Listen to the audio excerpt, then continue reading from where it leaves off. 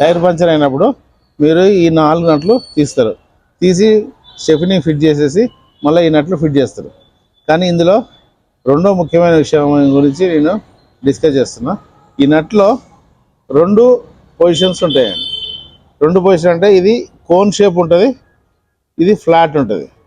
మీరు ఎప్పుడు ఈ కోన్ షేప్ ఉన్నది మాత్రమే లోపలికి పెట్టాలి ఇలా. కానీ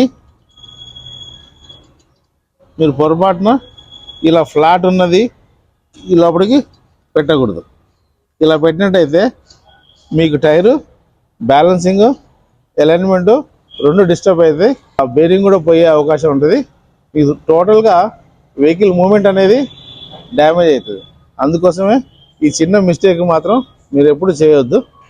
ఈ కోన్ మళ్ళీ చెప్తున్నాను, ఈ కోన్గా ఉన్న షేప్ ఉంటుంది, నట్టుకి ఫ్లాట్ ఉంటుంది. ఈ కోన్ షేపు ఈ హోల్లో ఈ రిమ్కున్న హోల్లో ఈ కోన్ కూర్చుంటుంది కాబట్టి మీకు టైర్ని కరెక్ట్ పొజిషన్లో లాక్ చేస్తుంది.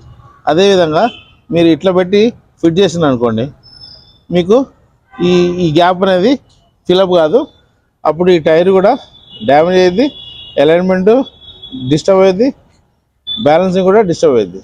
టోటల్గా మీరు చేసే ఈ చిన్న మిస్టేక్కి టైర్ కూడా మొత్తం డ్యామేజ్ అయ్యే అవకాశం ఉన్నది. అందుకోసం ఇలా నడపడం కూడా, ఇలా నట్టు మార్చి నడపడం కూడా 100 స్పీడ్ కానీ 80 స్పీడ్ కానీ హై స్పీడ్ పోవడం కూడా సేఫ్ కాదు.